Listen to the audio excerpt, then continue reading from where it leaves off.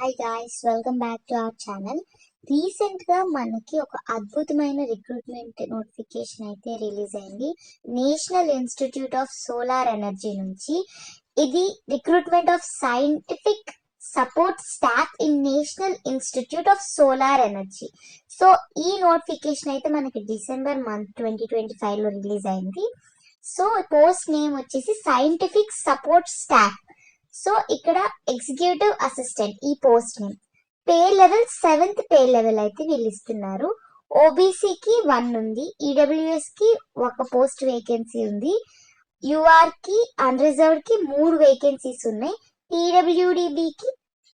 పీడబ్ల్యూబీడికి ఒక వేకెన్సీ, మొత్తం 5 వేకెన్సీస్ అయితే ఉన్నాయి. వేకెన్సీస్ బట్టి కాకుండా మీరు ఎలిజిబుల్ గా ఉంటే తప్పకుండా అప్లై చేయండి, మీకు వస్తుంది. అంటే మంచి ఛాన్స్, డోంట్ మిస్ దిస్, తప్పకుండా మిస్ చేసుకోకండి.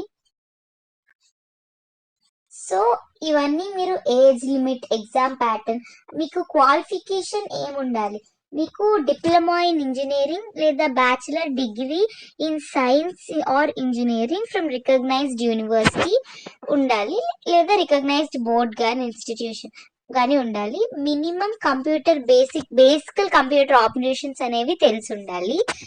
Upper age limit for direct recruitment to this process వచ్చేసి 35 ఇయర్స్ వాళ్ళకి అప్పర్ లిమిట్. మొత్తం ఈ సిలబస్, ఎగ్జామ్ ప్యాటర్న్ ఎలా ఉంటుంది అంటే, ఈ ఎగ్జామ్ వచ్చేసి 180 minutes ఉంటుంది. సో ఫస్ట్ పార్ట్ 1 లో మనకి 50 క్వశ్చన్స్ ఉంటాయి. అవన్నీ ఎంసీక్యూస్, ఒక్కొక్క క్వశ్చన్ ఒక్కొక్క మార్క్. సో 50 క్వశ్చన్స్ 50 మార్క్స్ అనమాట. సో మనకి ఇక్కడ నెగిటివ్ మార్కింగ్ కూడా ఉంది, 1/4 నెగిటివ్ మార్కింగ్ ఉంది. సో మనకి 50 క్వశ్చన్స్ లో 5 సెక్షన్స్ ఉంటాయి. ఫస్ట్ పార్ట్ లో జనరల్ అవేర్నెస్ నుంచి 10 క్వశ్చన్లు, రీజనింగ్ నుంచి 10, ఆప్టిట్యూడ్ నుంచి 10, ఇంగ్లీష్ నుంచి 10, అలాగే కంప్యూటర్ బేసిక్స్ కూడా తెలిసి ఉండాలి అన్నాను కదా, సో కంప్యూటర్ నుంచి కూడా 10 క్వశ్చన్స్.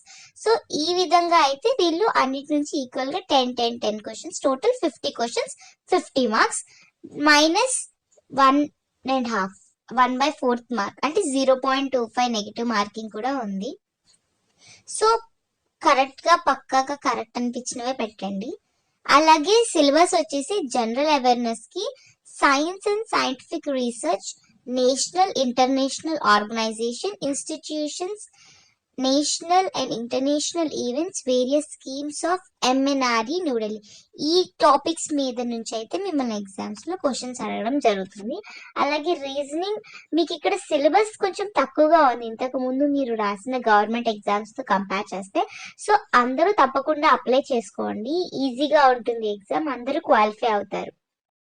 అలాగే రీజనింగ్ వచ్చి problem solving, decision making, arithmetical reasoning, arithmetical number series. Quantitative aptitude లో ratio and proportions, time and work, time and distance, table and graphs.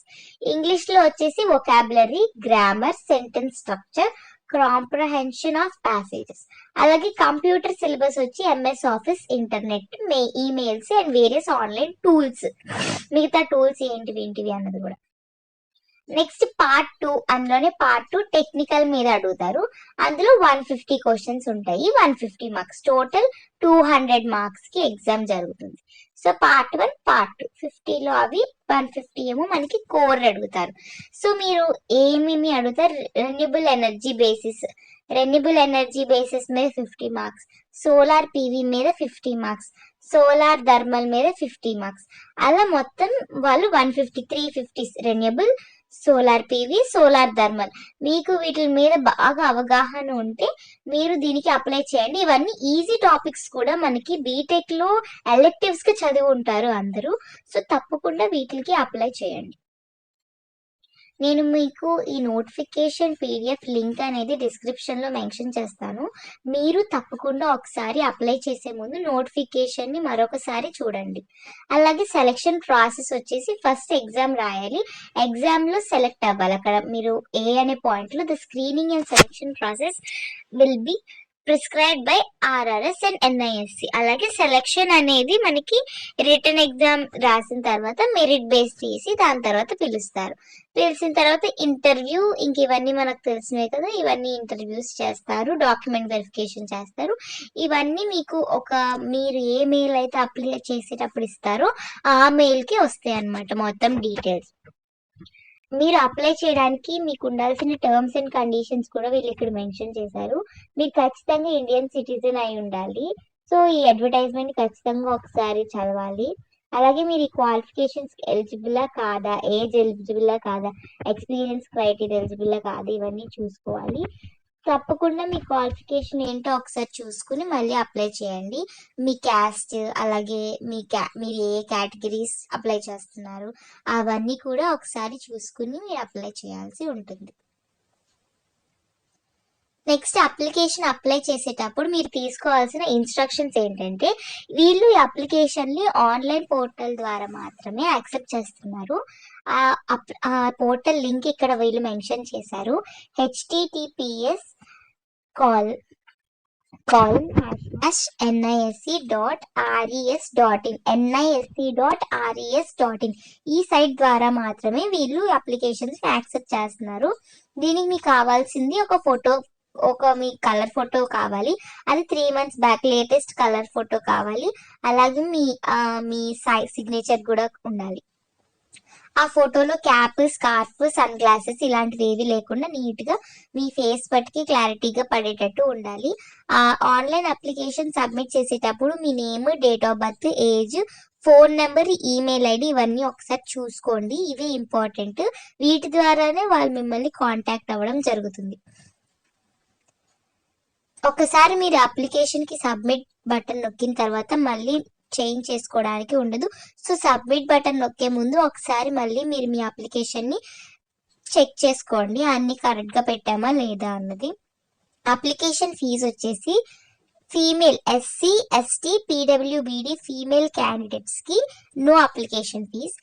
ఎవరైతే ఇవి కాకుండా మిగతా వాళ్ళు మేల్స్ అందరికీ, మిగతా క్యాస్ట్ ఫీమేల్స్కి 1000 రూపీస్ ఫీజు అనేది వీళ్ళు ఛార్జ్ చేస్తున్నారు.